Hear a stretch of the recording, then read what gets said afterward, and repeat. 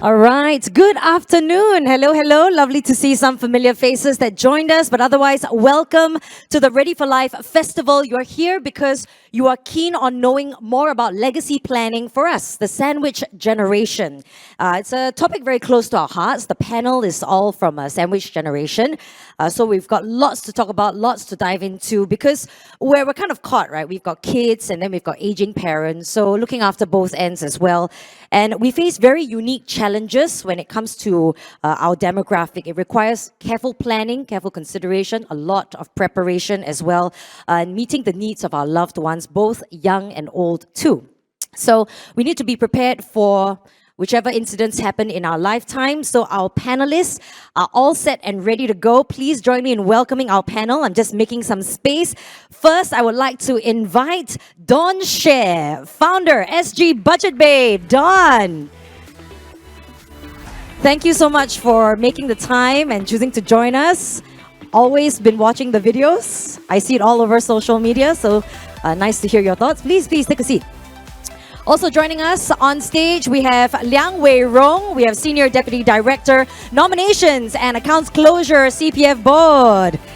Weirong, please join us. Thank you. Looking sharp. And we have one more lady that is joining us. Unfortunately, due to COVID, she's unable to join us in person. However, she will be here with us remotely. And she's joining us here via, here we go, digitally. Ling, Associate Director, Eden Law Corporation. A round of applause, ladies and gentlemen. Ling, thanks so much for joining us and sending you all the good vibes.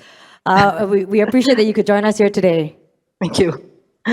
All right, maybe before we start, a little bit about what everybody does. Perhaps you want to introduce yourselves and what you do. Maybe ladies first here. SG Budget Babe, but I'll call you Dawn, okay? All right, Dawn, go ahead. Hi guys, so I'm Dawn. I've been writing on sgbudgetbabe.com for about a decade now. I cover everything related to personal finances, and now that I am a mom of 2 kids, and naturally that also covers household finances. So that's the general journey that I do over the blog. Ling, yourself? Yes, hi. I'm basically a family lawyer, and I do estate planning for people who wants to, think about how to plan their distribution of their assets when they are no longer around, or what happens if they lose mental capacity. So basically, I represent clients in court, but also help them to do some planning. Weirong? So my name is Weirong, and I'm a Senior Deputy Director from CPF, CPF Board, Nominations and Accounts Closure Department. All right, I think I'm just going to dive straight into it, okay? Ling, I want to talk to you and kick things off first because we have some unique challenges being in that sandwich generation. What are these challenges that we may face and what should we be looking out for when we plan for the future? Right, okay. So for sandwich generation, if you imagine a piece of sandwich, right? Basically, you have 2 pieces of bread, and in between, you have all the things of the tomato, the ham, and whatnot. So being the sandwich generation, the gist of it is the middle, right? We are the ones who are in charge of taking care of our parents, caring for our children. So if you just have 2 pieces of bread and nothing in between, basically the sandwich will taste bad. Okay, so same thing for sandwich generation. I think the most important is that we have to take note of our own planning. If you plan for yourself properly and you have things in place for yourself, that's where you can build up to safeguard also the people that you care for, whether it's your parents or your children. Yeah, that's the main thing. But what does legacy planning involve though? Because, how your assets will be passed on, CPF nominations, all of this stuff is not included in the will, right? Yes, correct. So in terms of, like I said, you have to take care of yourself first, right? So the various tools that we use will include things like will, CPF nomination, lasting power of attorney, advanced care plan, advanced medical directive. So there are a lot of tools that we use depending on your situation, how you want to plan it. The most important thing is about planning, right? So it's about using the tools so that to safeguard the people that you care for and the estate, or rather the assets and money that you have. Okay, so you've brought up several terms which I just want to dive into. LPA, right? Lasting Yes. Power of Eternity, and ACP, Advanced Care Planning, right? These may be new concepts to some of our audience. Seow Ling, perhaps you could Yes. expand a bit more about those and how that could fit into legacy planning. Okay. So just in simple terms, lasting power of attorney is a document where now you're still well, you can appoint someone that you trust to make decisions for you if later on you lose mental capacity. So if you're still alive but have no mental capacity, the person that you have chosen and appointed under your lasting power of attorney will then use this document to make decisions for you, right? But the lasting power of attorney is a legal document where you appoint this person and you state the scope of power. Like, for example, you can say this person can decide for my personal welfare, like healthcare, can decide on my property and affairs, like how to deal with my HDB flat, how to manage my CPF funds, for example, right? But the details of what you wish, what you like or don't like, or your values, like for example, when it comes to treatment, would you like your family members to save you at all costs, or you would rather, if it's kind of serious, you want it to just be natural and not just manage the pain and let things go. So these are the details which will not be in the legal document, because the legal document is just the scope of power. So the details of your wishes and values in terms of personal welfare will usually be in the advanced care plan. So that's to share with family members or a discussion point, right? What are your wishes? What are your values? What are your concerns if you were to fall sick? So it's good to do both. Correct. And- So lasting power of attorney is the legal document. Definitely you have to do that, because if you don't have that document, nobody is authorized, and then your family members have to go to court to be authorized, right? But for advanced care plan, it is like a complementary document, right? It's not a legal document. It's something where you can use for discussion to share your values. But if you don't have that, then at that point of the medical treatment, your family members would usually also have a say. So the medical team will usually ask your family members. So that's for when you're still alive, but if you are mentally incapacitated. Got it. Understand. Thank you. I just want to put the spotlight now onto Dawn. You've done your LPA, if I'm not wrong? For my dad. For your dad. Okay. So can you get us started on the journey? How did you start with legacy planning? Maybe you can tell us what got you started in the first place.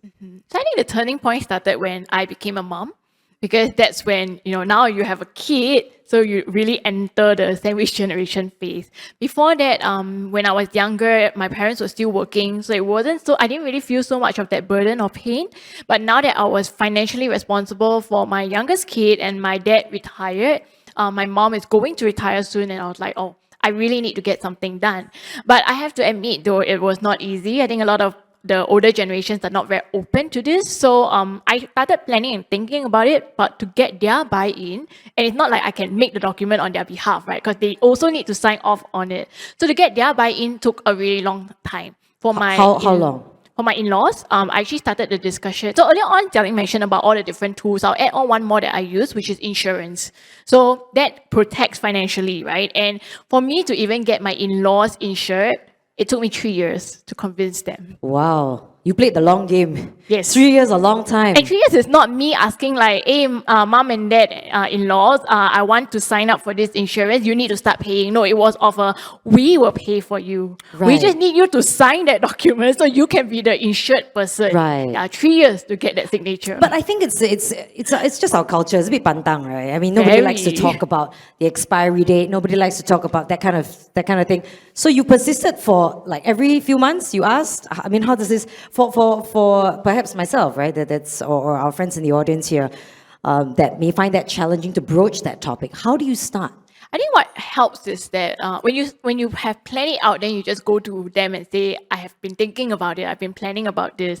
And then what helps also is that when things get reported on the news, use that. Hey, you see this thing happen. If they had done this, it would have avoided a lot of that drama. Or sometimes they watch TVB drama, Hong Kong got a lot of all this drama, right? You see, why the family must be like that? The person should have just done the LPA, can avoid all these problems and misunderstandings. So that becomes a conversation starter. I think, to be very frank though, the real turning point to get them to even sign on for the insurance part back then was when my first kid was born. Because I literally gave them like a ultimatum, right? I said, look, we are now financially responsible for this baby. We cannot let it be that you and them, if we have to choose between one because we don't have enough money, right? So I need you to let me insure you so that if anything happens, I know I can throw it back to the insurers and be okay and not have to choose between one of you. So that was the turning point. And you also, because I know about your journey, you've used a will writing service. Maybe you can tell us more about that. Yeah, unfortunately, that service closed down. Oh, okay, So okay. I actually used the Money Hour free will service back then. Okay. Because they did a huge campaign launch and there was a lot of freebies given. So it was very easy also. It was all completely online. But unfortunately, because that has closed down, maybe I also need Seow Ling's help. Should I redo the will then? I have that document downloaded, but should we go to a new law firm to get it done in this case? Seow Ling? Yes. Yeah. Okay, so just to make it very clear, so when we were talking about lasting power of attorney, LPA, that's like I said, when a person is alive but no mental capacity, all right? So will is when a person is no longer around and the assets are distributed, okay? So because a lot of people ask me, can I just do one? No, it's for different purpose, all right? Okay, so now talking about the will, usually when we talk about will, we talk about estate planning, right? So a lot of people think that will is just, okay, how do I distribute the money that I have? But actually a lot of it, the bulk of time that I spend talking to my clients is about the planning. Okay, so when you do your own will, we don't recommend that because there tend to be some blind spots. Right? You think that this is good, but you have someone to look at it and say, hey, but maybe in your situation, you need something else. Okay, so just to give you an example, okay, so for will writing, if you do your own will, a lot of times you just say, okay, this is what I have, this is how I want to distribute, right? But I had cases where the clients come to me and say, oh, I have 2 condos, I want to distribute these 2 condos. So just now, it was mentioned, insurance is something that we should look at, right? So I looked at the person's estate or the schedule of assets, right? And I say, wow, you have 2 condos, but your insurance is not even enough to cover your mortgage. So when you say that you're leaving assets to your children, actually you are leaving liabilities, right? So that's one example. Another example, sometimes we discuss, like, for example, when you do your own will, perhaps you appointed a guardian, right, in your will because you have a child. So sometimes we'll ask you, who is this guardian? And if both you and your husband unfortunately pass on, then do you trust this guardian to decide himself? Is it from your side of the family or is it your husband's side of the family? Are they going to be able to work together, etc.? Because we have seen so many disputes, right? So I would say I don't recommend doing your own will. You should definitely go to a professional to discuss the planning. But if you have already done a will, your will was properly thought through and discussed with whether it's a law firm or let's say you did on your own, actually it doesn't matter whether that law firm or the portal has closed down, right? Your will is still valid as long as it's witnessed by 2 witnesses. It's just that if your 2 witnesses are non-lawyers, in future, when you try to submit this will in court, you may encounter an issue where the court will say, get the 2 witnesses to sign an affidavit, a sworn statement, to confirm what were the circumstances when this will was signed. Was it explained to you? Did you really understand what was going on? So that's something that we see when we help clients with the grant of probate, when we submit the will to court. So I still recommend, I think, having a lawyer or a professional will writing company at least to do the will instead of just using free online platforms. So when we talk about, thanks Seow Ling, when we talk about legacy planning, right? A lot of us think of CPF nomination. You have made your CPF nominations, right? Not yet. Oh, Because not yet. at the point where CPF launched the nomination, I was pregnant or going to give birth or planning. I can't remember which exact year was the CPF. 2020, right? Yeah, so 2020 I was pregnant. Yeah, so knowing that my second kid is going to come out, but I don't have an NRIC, So how to nominate, right? I yeah, don't even yeah. know at that time, what name should we name him? Yeah, so I wanted to wait, but then naturally life happens, and then he was born and forgot about it. And then I only just learned 30 minutes ago that apparently, because I want to do it online, but I was under the impression that the witnesses, the two witnesses, will get access to what you put. So they know and they will figure out which percentage lah. I want to keep that secret, right? So hence Yeah. only family members. But I just realized that actually I can get any two strangers to even be my witness because they don't see anything. Yeah, so that was interesting. Means I don't have to wait until I meet my in-laws to get them to be my witnesses anymore. Because now I can just ring my girlfriends. Hey, borrow your thing pass. You stand by. Yeah. Okay, help me go. And that's, do you feel that's a common misconception, Weirong? Yes, it's a misconception that witnesses will see the details of your nomination, but it's not true.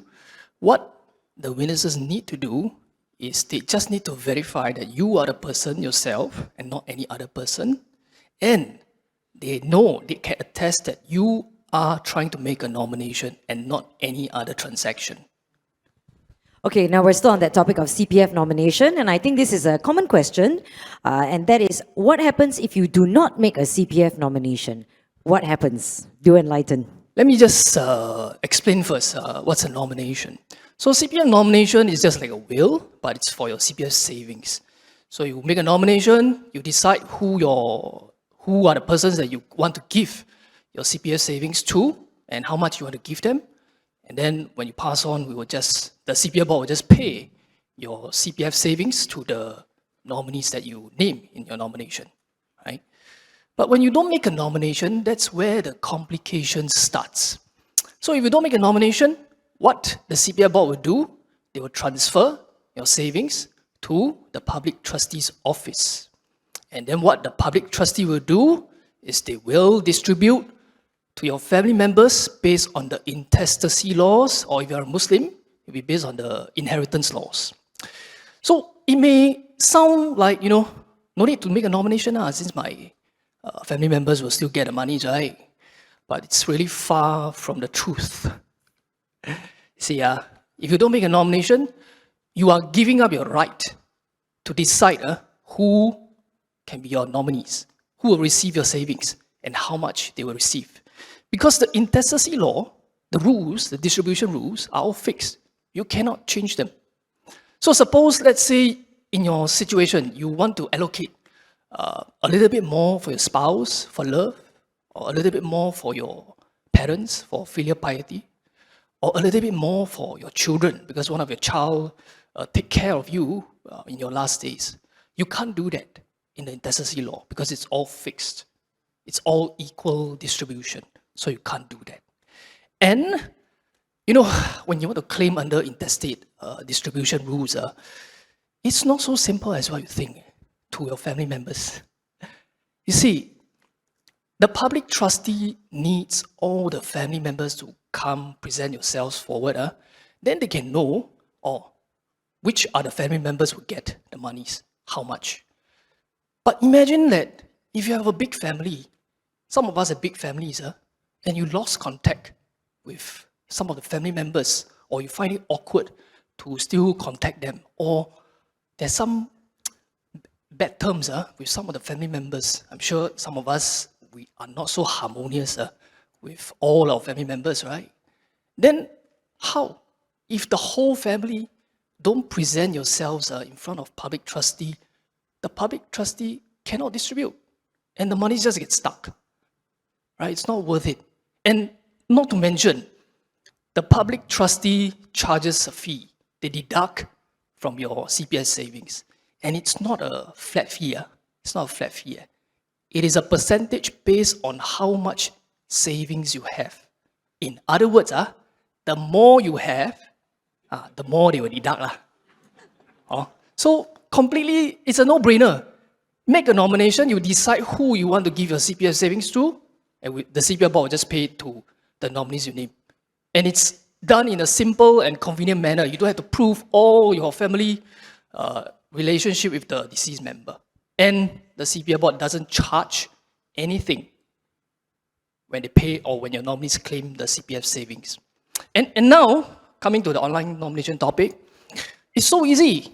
as compared to in the past, when you make a nomination now, you can do it online, in your home, or right now, in this convention hall. You can just submit using your SingPass. And your witnesses don't even need to be around with you, physically present with you. They can just witness it remotely. So it's really no excuse not to have a nomination. Right? And I think important to note as well that when you have big life milestones to kind of, you can adjust the nomination as well. Yes, of course. I also want to bring up one point now that you mentioned that, you want to adjust nominations. I think from what I said earlier, I hope those who have not made a nomination, please do so. Don't procrastinate. Better do it today, right? For those who have already made your nomination, right? I think I want to correct a misconception that many of us think that, hey, it's a one-time affair. Do one time, do our wills, do our LPA, do our CPF nomination, one time, and then struck off the checklist. It's a wrong mindset to have. The right mindset to have is an iterative process, continual. You got to keep on reviewing all these plans regularly. Because why? We will have changes to our life. We will get married. We will have children. Or years down the road, our loved ones may leave us. So these changes in our life will influence us how we want to distribute our wealth. So that's why it's so important to review your legacy plans regularly. If I have time, I just want to share an incident that I always share this story in my public talks. There was an incident, a son of the father passed away. And then the son just came forward. He was a third son. There were two elder brothers. So he came banging out our table, and just shouted at us, how come my father didn't leave me any money, but my two elder brothers got the money? Cannot be. My father was alive at the time. He was always fair to all of us. Cannot be. Something must be wrong. Either the CPF board forgot to pay me, or my two brothers influenced my father to nominate without me. Go and check. In my mind, I was thinking, actually, the person that you should ask is your father. Well, because we can't do that, right? So too direct. So we went back and check. Can't find anything. There's only 3 nominees. The spouse passed away, and then the two elder brothers. Don't have his name, can't find. They were like, what can we do? Then my staff spotted something. Oh, look at the date of the nomination, 1967. Then we look at the date of birth of this third son, 1969. That's why, now we know, the father, after the third son born, forgot to nominate. Again, include the third son. And the worst thing that I really find from this incident is the relationship between the two brothers, the first two brothers and the third son, soured already. So that's why I say, keep reviewing your legacy plans, be it wills, LPA or CPF nomination, because it can carry a lot of big implications down the road.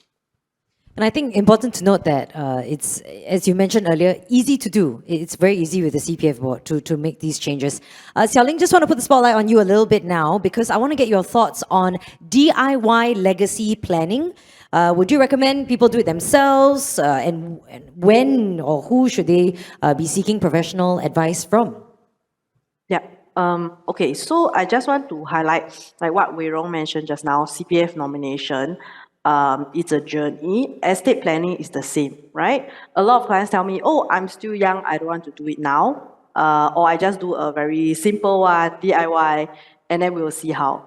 But it is a journey. So if you start somewhere, yes, perhaps DIY is a good place to start, but like I said, planning is important, right? So for the client that I mentioned just now, 2 condos sound like, wow, a lot of things to distribute. But how about the insurance? And as you all know, insurance you have to buy early, right? So the earlier you start your estate planning, the earlier you get advice on how to plan your legacy, it actually helps because then you can use the time to actually build up on the estate, right? And then I also want to emphasize that CPF nomination is very important because your will doesn't cover CPF savings. All right. So even if you have an LPA, a will, you still must do your CPF nomination. Okay. None of it covers CPF nomination. All right. So these are tools that must all be used. Okay. So back to the main question of the DIY. Okay. Again, like I said, it's about the planning. So if you do it yourself, unless you're very, very confident that in terms of assessment of your planning, it's there, or that you have enough training to think about the consequences. For example, I've seen wills where they say, I give my monies in this particular account to ABC. But when I ask the client, this account, is it a joint account? They say yes. So that's a potential for dispute, because it's a joint account, it should go to the survivor, and yet you put it in your will to say that it goes to someone else. So the point about doing legacy planning, I think for a lot of people, is to maintain family harmony, right? You don't want your family members to start fighting over your assets, or using your assets on lawyers instead of, having it distribute amongst themselves, right? Because they hire lawyers to fight. By then, your inheritance is left with not much. So I think don't try to save on the money and do something yourself. I strongly recommend get the planning done properly. There are things that we will highlight to you. The joint account one is just one example. Another one is, for example, I've had clients say, this child is better, is nicer to me. I want to give a bit more to this person, right? So for example, I want to give 50% to first child, and then 25 to other two children. So for this kind of situation, we also ask the client why. So that in the event there's a dispute, we are the defender of the will. We have all the notes done. If there's a dispute, we will become the witnesses in court, right? And we, of course, do it professionally in terms of taking the records and all that, okay? But also, sometimes we'll ask them, okay, do you have other ways such that it won't look so unfair, right? For example, instead of saying on your will, you give 50% to the first child, 50% to the first child, and then the other two get significantly lesser. How about you put equal shares, but perhaps you nominate your insurance to the first child, so that the first child gets more behind the scenes, but it's not shown on the will. Or you can nominate a bit more on CPF nomination, and then it's also not known to the others how much each person is getting. Because nomination goes direct, but it's not shown to the other nominees how much each person is getting. So these are different strategies that we use, as well as to understand the client's concerns, so that we can think of different ways to plan around it. Yeah. So in short, I recommend going to a professional for advice instead of doing it yourself. Yeah. No, absolutely, and that's a great strategy, right? The behind the scenes one. I mean, that's a good one. I might implement that one. But I just want to put the spotlight now on Dawn. I want to know your journey, because you're very well prepared. I mean, we're all getting preparation done. I have not done quite a lot of the things, but after today, I promise you, I will. I know in this room afterwards, in the other room I will do. Okay, you can be a witness. Yeah, you can be my witnesses. Yeah, that's true. That's true. And it's done quite quickly, Sing Pass, right? Okay, got it. Okay, Dawn, I do want to talk about your situation, because for us, very pantang, right? Talk about this, talk about money, talk about legacy planning. How did you involve your loved ones in this conversation? And then how did you get started with the legacy planning? I think I need to learn, and perhaps some of us in the audience may learn a thing or two, some advice. So I think the good thing is that between my husband and I, in our own nuclear household, he really respects me a lot, and he respects the work that I do. So he really looks up to me and will listen to whatever I say. So the moment I told him that, okay, now that I'm pregnant, we need to really start thinking more about our insurance. I know I didn't touch your insurance before we got together, but now I need to know what you have, and we need to clean that up. So he was very open to it. I think the bigger challenge, honestly, was the parents. So for my in-laws, they are super pangtang, right? They thought, I shared about how it took me 3 years to even get them to agree for us to pay for them to be covered. But during that whole time, the reason why they were very averse to it was because they say they have that belief that the moment they get covered for hospital insurance, then they will get hospitalized. And I had to say, like, I mean, I don't know. I'm not God or anything. I really have no idea of figuring out what the future will look like. But it doesn't work that way, right? And more important that we have a proper plan towards it. For my parents as well, it was very difficult. And I think the real turning point took place when my dad got diagnosed with a terminal illness. So this time I had the help of the medical expert to push things forward. And he was the one who told my dad that you need to think about doing your LPA because the illness that my dad has affects his nerves, and it is just a matter of time before he cannot think or act properly enough. And already as it is on some calls, on days where he is not so medicated or forgot to take his medicines or not in such a good state, he sometimes doesn't even recognize me or doesn't even know who he's talking to. So it's already there. But because it was me who first broached the topic, he was not open. And I think my parents are of the mindset where, some of the older generation, they're like, they don't really trust their children 100% in the sense that they think, oh, if I give my children some control, they're going to run away my money, throw me on the street, and I'll be homeless. Yeah, so my parents also had that concern, right? Which is natural, especially since I'm a girl. So to them, the older era is the girl marry out. Yeah, so it's a very difficult conversation, but I really made use of the doctor advice, and I told my dad, we really need to get it done. So LPA, you can go through many different channels to get it done. You can go through a medical professional or through a law firm. Okay, and I chose the medical professional. I chose a GP in our area who was doing this because then I could tell my dad, hey, let's go for a medical checkup.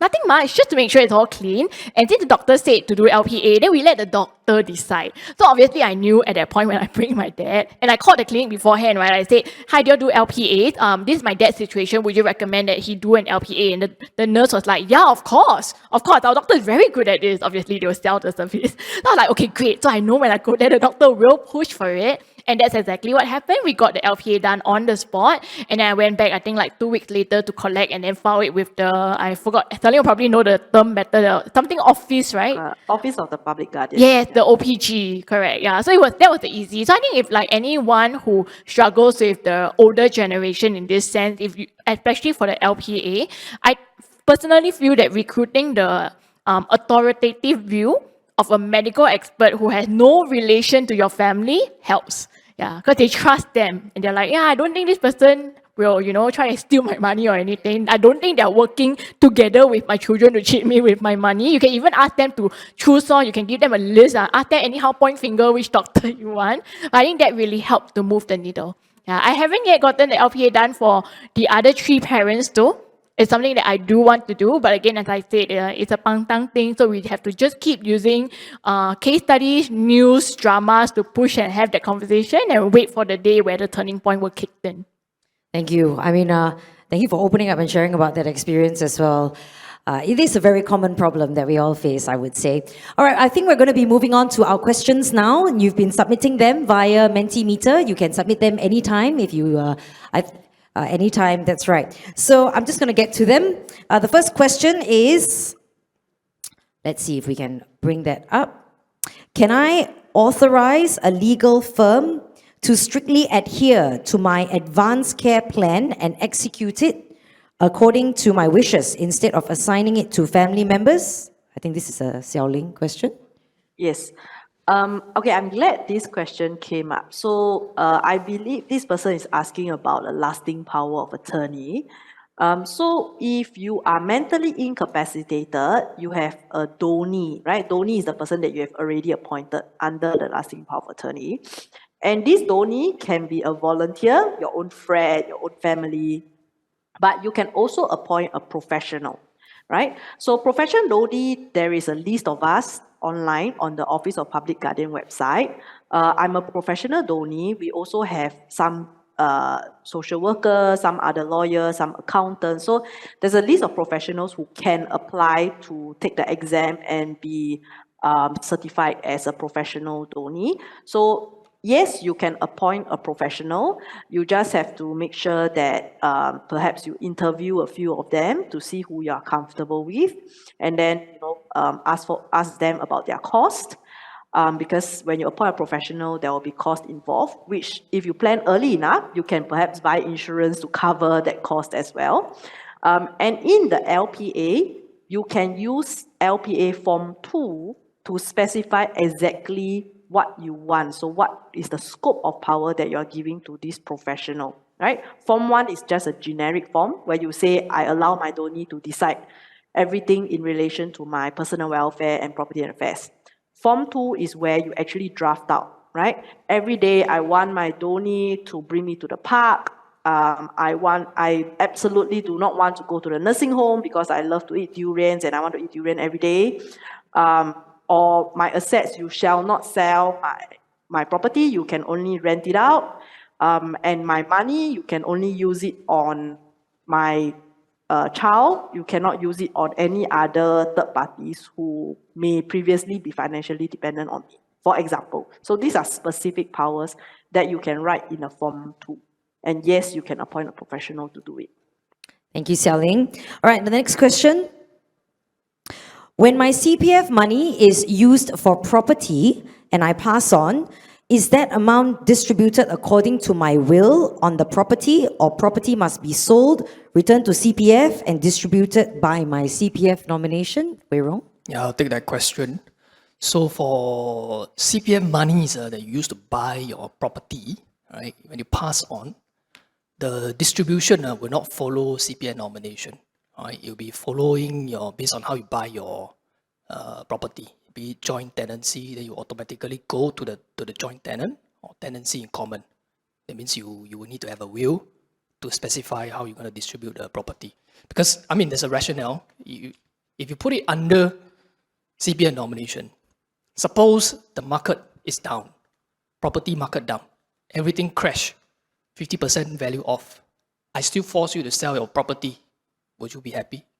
Obviously no, right? Okay, I've one, perhaps this one for Dawn, a question. How do I talk to my parents about will planning? It appears to be quite a sensitive topic. Actually, we're all sandwich generation, so Weirong chime in, or Seow Ling as well, whenever. I presume this question is about getting the parents to do their will, right? Yeah, I think this is really, I would use case studies and TV dramas. Yeah, and if your parents like watching Hong Kong dramas where they have really a lot of drama, then you can use that to talk about how like you just really don't want it to affect the family relationship. So making the will would make it cleaner. There's no dispute. It cannot be like, no, I treated mommy better, so I deserve more money, and then they fight and things get ugly. Or I actually like what Seow Ling had mentioned earlier. There are ways to make it fair on paper to everyone present in the room, and then use other methods on the back end to hide it a little bit. Yeah, so I think it's really about like making use of whatever you can find on the news or TV, or if someone you know, their family, something happened, you can use that to show, you see, this is why we really need to do it.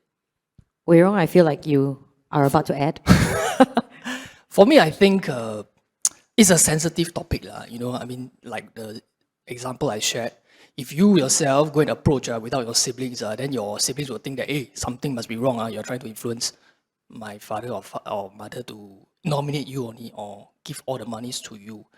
But I would say, I think when it comes to legacy planning, let's keep it open as much as possible. Because when you're still alive, you have the chance to communicate to all your family members what you want to do. Why are you making this decision to give so-and-so this amount, so-and-so that amount? But if you don't communicate this, you have no chance when you pass away. Then they lead to problems like your family getting into having a bad blood with each other, not harmony.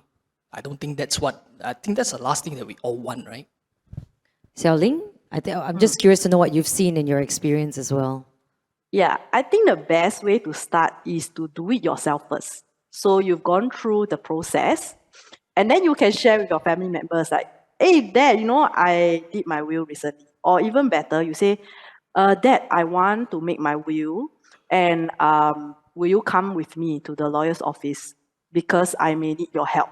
Like if something happens to me, maybe my your grandchildren will be under your care, and I want you to know what it means to be a guardian, for example. So I've had clients who brought, I think a bit similar to what Dawn did, bring to the doctor and then let the doctor do the talking, right? So I have clients who brought their family members, like it's really like a whole clan, all of them came. And then I discuss my client's will, and then they sit in with through the process, and they realize that, oh, actually it's important to do this, right? And sometimes I'll share the stories, and then they realize, yeah, maybe I should do something to prevent future disputes or cost savings, because some people think that it's expensive to do legacy planning. Then they go to the DIY, or they just basically avoid the professional, right? But actually, it's not that expensive. Not having a plan is more expensive later on. But what I usually do is that during the talk, during the session, then I will share why it's good to do certain planning, and then I will say, oh, uncle, how about you? Did you do something? So I'll just tell them, okay, if you don't have a will, this is how it's distributed. Then I'll share maybe some of the potential issues and things like that. So I would say that it's best to start with yourself, because then you lead by example, right? And you can share your experience doing it. When they say, oh, it's expensive, and I say, no, I only spend like this much. And it's good because from this, I learned to do this, do that. So I think start with yourself. And then from there, you can consider bringing them along for the planning if you don't mind them knowing what happened, or using that as a chance to talk to them to say, if something happens to me, I want you to take care of my children, or I want you to help me supervise certain things, right? So basically, I think main point is you have to do it yourself first and understand the process. I mean, I think that's a good approach. And in fact, I just have a follow-up question. So while we're still on you, Seow Ling, could you highlight what's the estimated cost for doing a will at a law firm? I mean, from 300, it's not that expensive, yeah. And also, perhaps a lot of people don't know, when a person passes away, whether with a will or without a will, you need to go to court to get a court order called a grant, right? Because even with a will, you don't know whether there are people who dispute the will. Without a will, you can't just go to the bank and say, give me the money, I'm the son, I'm the daughter, right? The bank is going to say, show me the court order to say you are the authorized person to deal with the assets, okay? So basically, with or without will, a person needs to go to court to apply for a grant. But since April this year, there's actually a new court probate e-service, where if you have a will, it's a simple will, one executor, as total assets are less than 2 million, you don't need to go through a lawyer to do the probate. You can just log in with your SingPass and apply for the probate. And it costs only like 400 to do the probate. But if you go through a lawyer, it's going to cost you at least about 2,000 to do the grant of probate. Yeah. So if you have a proper will done, you spend a bit of money, maybe 300. If it's slightly more complicated, maybe 400, right? Then from there, when the person passes away, you have a valid will. It's simple enough because you basically have everything planned out. You can use the probate e-service, which has further cost savings as well. So definitely, even if you are happy with the inheritance law, you should just do a will to reflect that same distribution to just make the process faster and easier. Okay, moving on to the next question. Thank you, Seow Ling. Can I deposit my excess money into CPF board so that I can allocate it to my assigned nominee? Otherwise, can I write my will to follow the CPF nomination so that I do not need to rewrite my will? I think both Weirong or Seow Ling could share. I'll take this question first. I think there's two questions. Can I deposit excess money into CPF board so that I can allocate it to my assigned nominee? You can do so. You can top up your own CPF account, but I have to say that when you top up your own CPF account, it's first and foremost for your retirement purposes first. So you are topping it into your own account. You are supposed to be the one to use the monies first. Only when you pass on and there are still monies inside your CPF accounts, then it will go to your nominees.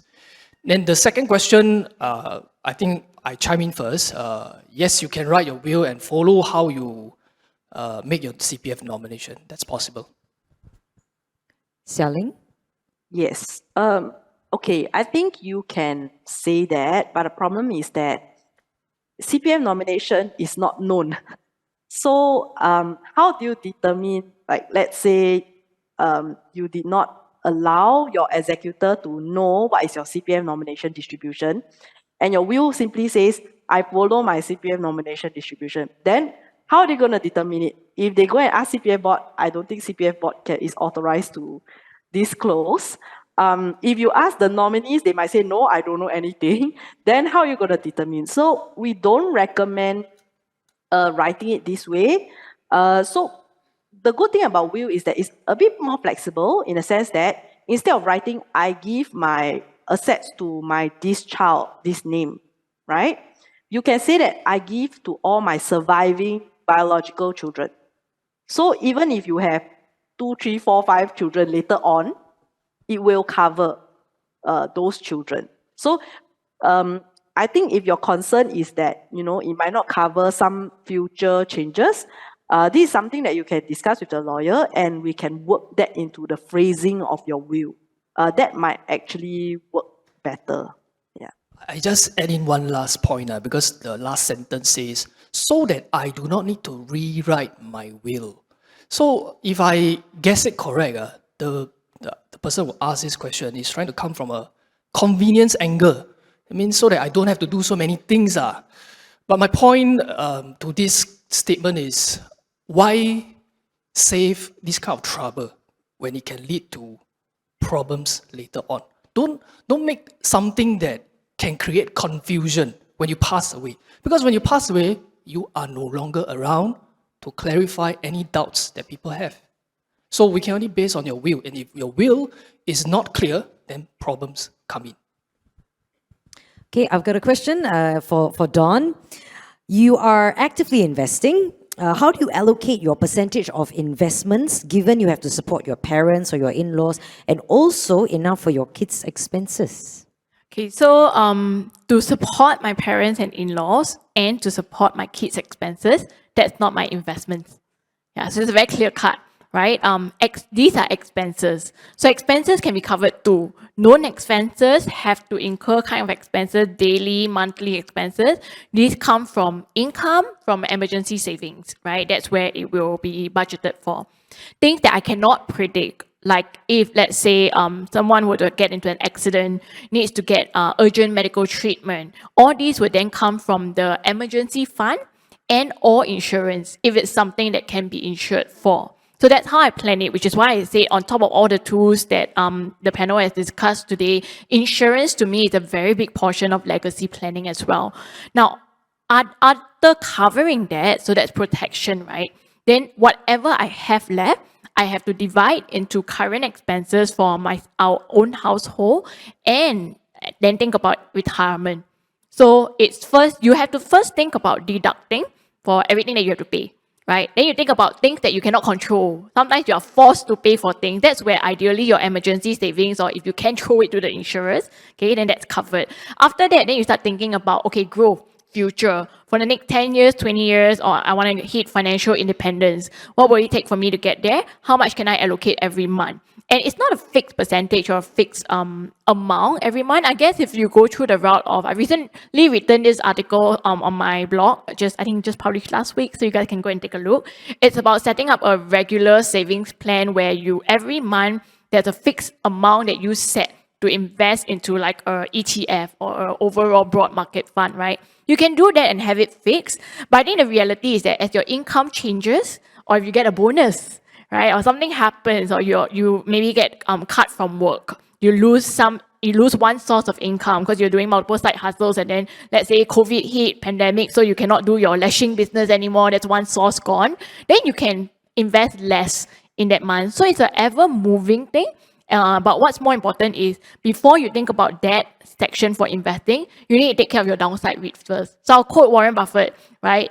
You need to take care of your downside risk, then let the upside take care of itself. Many people only think about the upside first. So they chase the greed, they chase the returns, they chase the hot stocks, right? They see, oh, the YouTubers are now recommending Tesla, Palantir, and all that, and they go after that, and they forget that, you haven't settled your insurance, you haven't settled your emergency funds, you don't take all your liquid cash, and you put it into like the next hot stock, and you forget about your fixed income, your fixed deposits, or your T-bills, because these are the ones that will always be the same, right? It won't have that volatility, which will cause you the anxiety when things happen. So it should be structured from that way. And there's no fixed answer.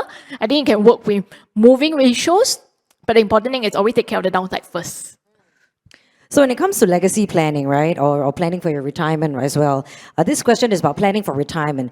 How should I plan my retirement? I have 2 kids and I'm still supporting my parents. What should be my priority? I feel like I should plan for my retirement so as not to burden my kids next time. What should be the plan? What should be the priority? Anybody can chime in. I Weirong. answer this first because I got time to think about this question. But the question is about retirement. Maybe the question should be in the previous session. But let me just answer it from the legacy planning angle. Right? Singaporeans, I observe, when you're alive, you are so good at caring for your family. You work 2 jobs, 3 jobs. Make sure your family members are taken care of while you're alive. But the moment death struck, everything collapses. How many people don't have a will? Tons. Don't have a nomination, also tons. Yes, very guilty. Right, Guilty. So you see, the moment death comes, or especially if you're a breadwinner, or the sandwich generation, up depends on you, down also depends on you. And when you don't make these proper plans in place, the moment you pass away, it's not like the whole world doesn't stop. No, the whole world still running. Expenses come in. The first and foremost is your medical expenses, your last hospital stay. They're gonna bill you. No, it doesn't mean that because you're dead, they don't bill you. They're gonna bill you. Funeral expenses also. All these expenses will come in, all the bills will come in. So if you have a proper legacy plan, if you have a nomination or you have a will, it makes things faster for all your loved ones to claim your monies and tide over. That's my answer to this question. Okay, I think while we've got the spotlight on you, Weirong, I think we've got a couple of questions about donating money to non-family members. So a question here, how do I donate my money, including CPF nomination money, say to community chest?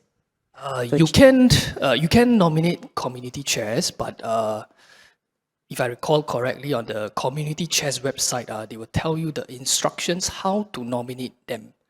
But I will take this question in from a bird's eye view. That means someone wants to do for philanthropic reasons. That means want to nominate an organization, right? You can do so. You can nominate organizations.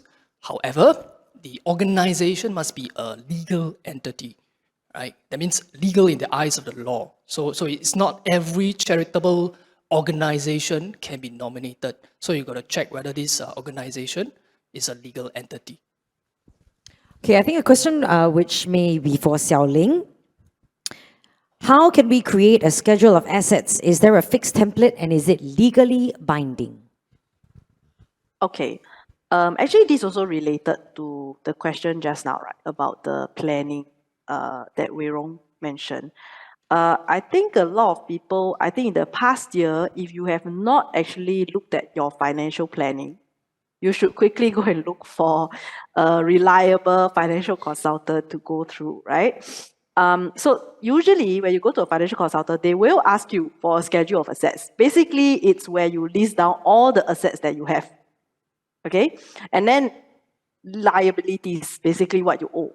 That's it. It's as simple as that. It's just that there's a lot of admin to do, right? You have to go and look through your insurance. You have to go and look at your property to make sure whether it's joint tenancy or tenancy in common, look through the savings or whatever bank accounts that you have. A schedule of assets is basically whatever you have under your name, assets, and whatever you owe under your name. That's it. It's as simple as that. But the good thing about having a schedule of assets is that you know what you have, what you owe, and then net, is it something that, do you really have much left? Okay, but on the point of planning also, if you are sandwich generation and talk about planning, what is important is that like I said, you have to cover yourself. A lot of people plan for when you are no longer around. And then you say, oh, I must have enough payout to, pay for my children's studies, pay for my parents' medical. But a lot of people forget to plan for mental incapacity. So I have a lot of clients where they plan for death, but they forget that if they're still alive, but incapacitated, for example, stroke, brain injury because of accidents, you are still around, you are still spending money, and yet you are not earning any money, right? So your insurance payout will be used on you to pay for your expenses.